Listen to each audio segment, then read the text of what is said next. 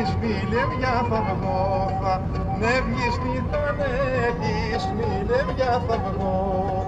Θα λάμψεις για θα λάμψω μαύρα ματάκια μου, θα λάμψεις για θα λάμψω χελιδονάκια μου.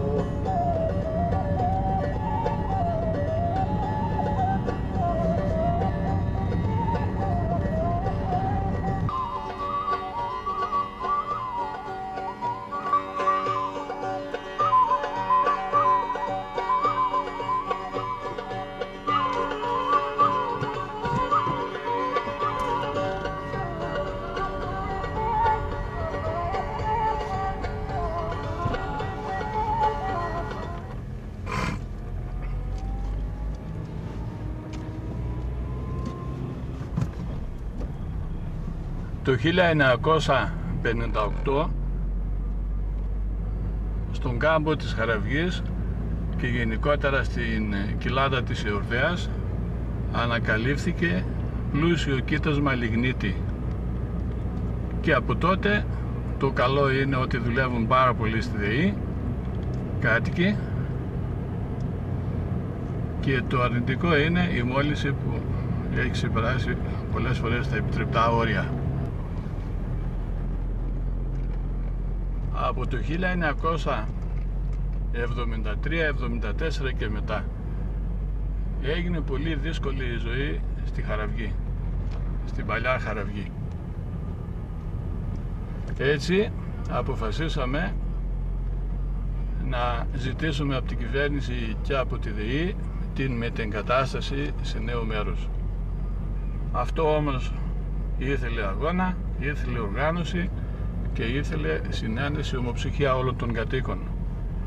Και όπως ξέρουμε, ο Παπαδιονύσης βοήθησε πάρα πολύ στην κατεύθυνση αυτή, να είναι καθαρά κοινωνικός ο αγώνας μας, χωρίς πολιτικά, για να μπορέσουμε να κερδίσουμε κάποια πράγματα.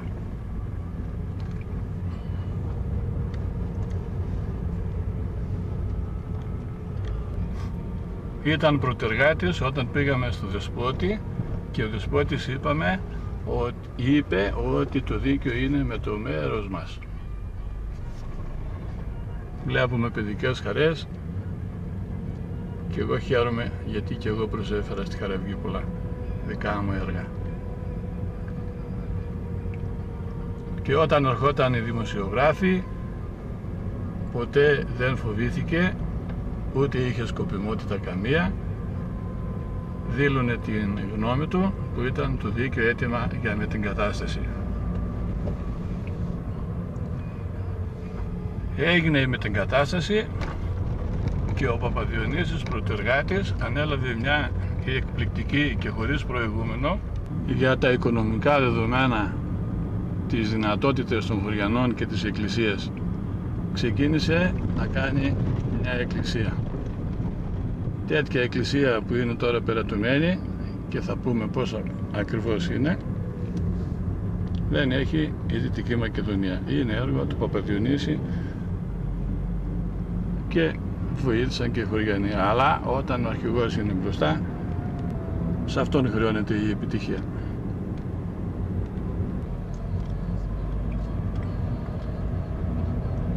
Η οικοδόμηση αυτού του μεγάλου έργου κράτησε πολλά χρόνια. Εγώ σαν πρόεδρος της Χαραυγής τον συμπαραστάθηκα, τον βοήθησα και κάναμε και πολλά στην εκκλησία μαζί.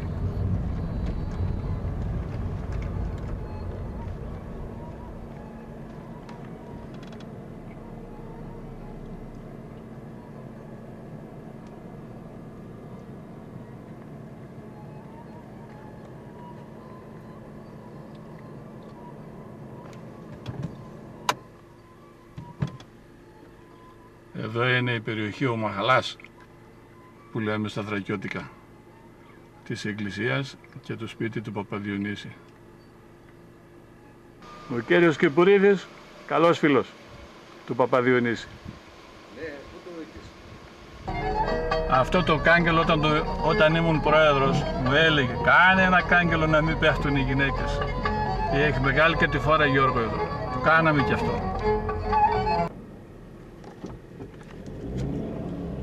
είχε την προνοητικότητα ο Παπαδιονύσης στο ισόγειο ημιυπόγειο της Εκκλησίας να κάνει μια μεγάλη αίθουσα τελετών. Εγώ του έδωσα χρήματα και 250 άτομα εξυπηρετούνται στις κηδείες και στα μνημόσυνα εδώ κάτω πάρα πολύ καλά. Τα δεντράκια αυτά που βλέπουμε όλα τα έβαλε με το χέρι του ένα-ένα και τα πόντιζε επανειλημμένα.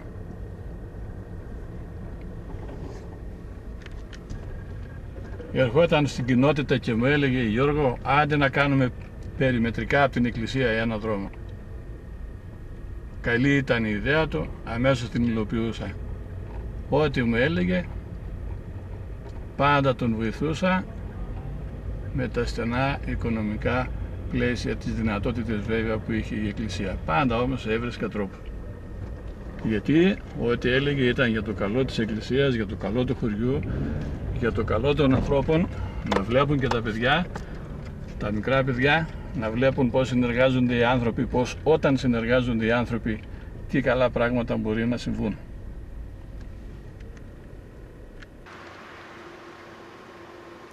Θυμάμαι τα καλοκαίρια, εγώ πρόεδρος, αυτός παπάς. Αυτός εδώ πότιζε με το λάστιχο σε 42 βαθμούς και εγώ κάτω στο γήπεδο. Και έλεγε: Γιώργο, μόνο εμείς οι δύο χαζοί δουλεύουμε. Χαμογελώντας βέβαια. Τα έργα του όμως έμειναν, γιατί στη ζωή αυτή μετά την υγεία είναι ένα καλό όνομα που αφήνουμε στα παιδιά μας και γενικότερα στην κοινωνία. Τα δεντράκια αυτά όταν τα έβαλε ήταν 30 εκατοστά.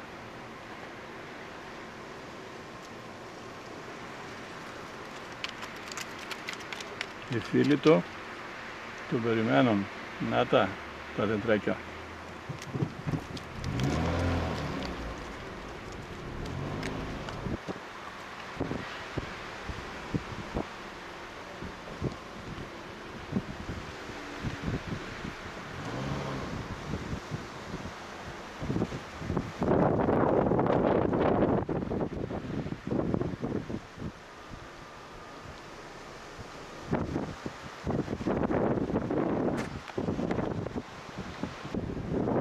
Το καμπαναριό έργο τέχνης κόστιζε πολλά χρήματα. Ο Παπαδιονύσης δεν είχε. Οι αντοχές των χαραβιωτών δεν άντεχαν άλλο. Μου είπε: Γιώργο, βοήθα πάλι. Και εγώ τον ευχαριστώ για την καλή ιδέα που είχε.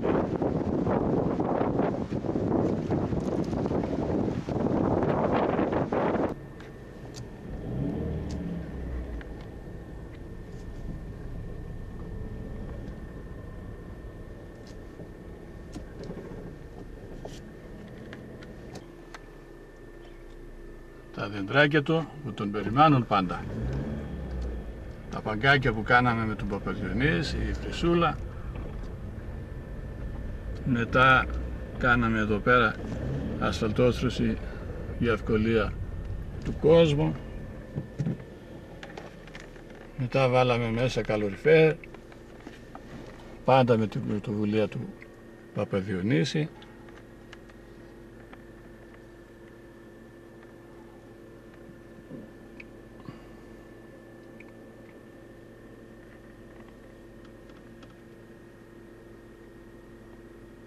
Μακάρι όλοι οι παπάδες να είχαν το θετικό έργο του Παπαδιονύση. Και γιατί λέμε παπάδες, τάχα οι δεσποτάδες έχουν να δείξουν τέτοιο έργο.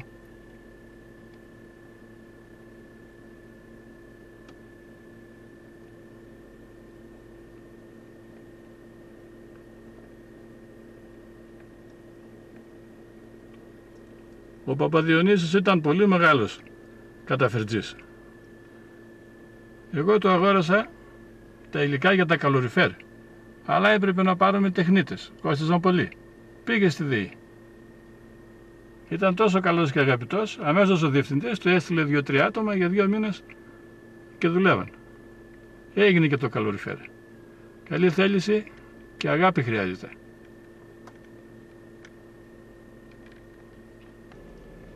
Χιλιάδες δέντρα φύτεψε ο Παπαδιονύσης στη Χαραυγή. Ένα-ένα τα γνωρίζει και τον γνωρίζουν. Και άνοιξε λάκκο και τα ξεφύλισε και τα πότισε. Δικά του είναι, παιδιά του είναι, όλα αυτά τα δεντράκια.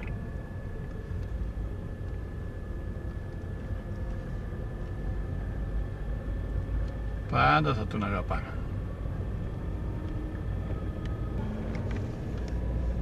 Εδώ είναι η κοινότητα.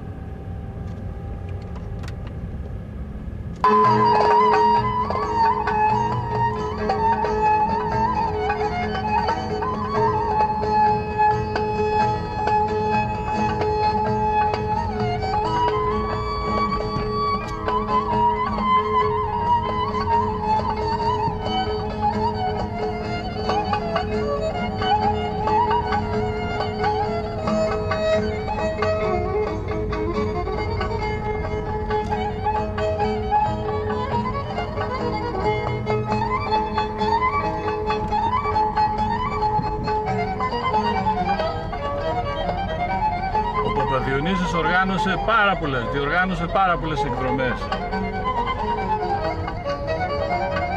Πολλοί άνθρωποι από τη Χαραυγή που δεν είχαν πάει πουθενά, εξαιτίας του, ήταν ένα σωρό όμορφα μέρη στην Ελλάδα.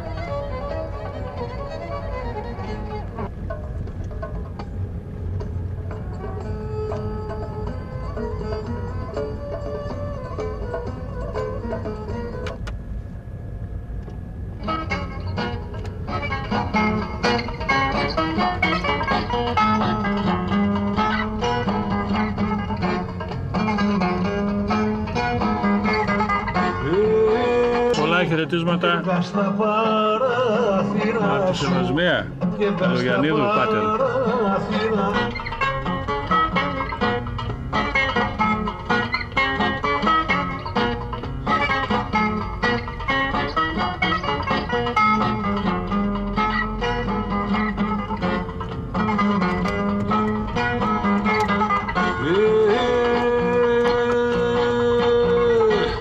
Κάνες καλά τα μαλλιά σου, κάνες καλά τα μαλλιά σου, κάνες καλά τα μαλλιά σου, για να πω στην αγκαλιά σου, για να πω στην αγκαλιά σου.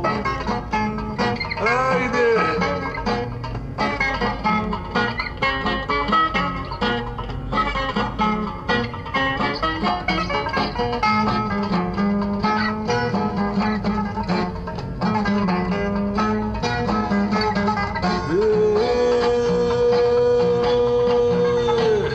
Ρίχτα τα μαλλιά σου ρίχτα, ρίχτα τα μαλλιά σου ρίχτα, ρίχτα τα μαλλιά σου ρίχτα. Τα μαλλιά σου και τον Άζη, τα μαλλιά σου και τον Άζη, τα μαλλιά σου και τον Άζη, μου βάλαν κρύφο μαράζι, μου βάλαν κρύφο μαράζι. Όπα!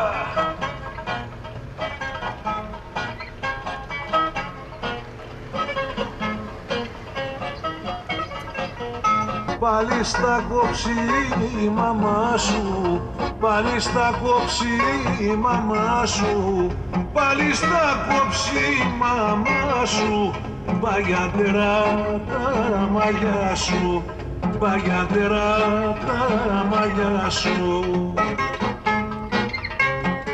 Εδώ πίναμε καφέ με τον Παπαδιονύση, στο Κουτσού και στην Ιουλία. Και εδώ είναι το Δημοτικό Σχολείο, όπου κάποτε κάναμε καλές γιορτές.